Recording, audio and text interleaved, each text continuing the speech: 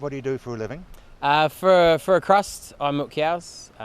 One of the many down in Canterbury. I moved from the Waikato down here for the opportunity, or the vast opportunities that are in Canterbury. So I'm currently contract milking 700 cows in Rangitata.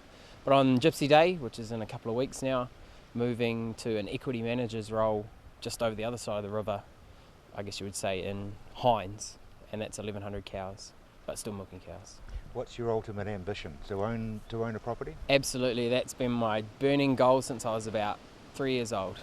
I've always wanted to be a farmer. That's all I've ever wanted to be. And when I went to uni, I was doing something else on advice from a careers advisor, which wasn't bad advice. It was just I was looking at the money, and they sort of said to me, "Don't waste your talent. Don't be a farmer," kind of thing.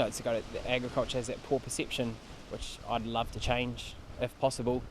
And then switched in my first semester of university to doing an agricultural degree, and I absolutely love what I do. It's not a job, and I quite happily do it for free, so I figure I found the right thing to do.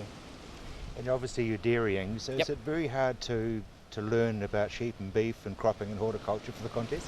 Not at all, because I was actually brought up, well, my parents are currently sheep and beef farming, my extended family, sheep and beef farm. I've got a couple of guys who do horticulture.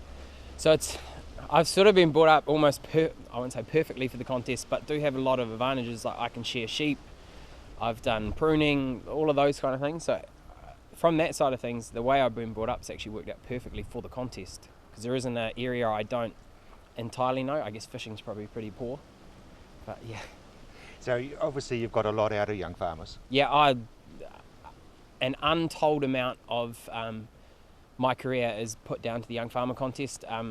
Through when I apply for jobs, people have recognised me from the grand final previously, or I currently now bank with the ANZ, and that was through the ANZ Young Farmer Contest. One of the guys who interviewed me said, "Oh, you're keen to go shear milking?" He came out to my place, spun me a bit of a yarn, sold me on the story, and yeah, so I now bank with the ANZ because of the contest.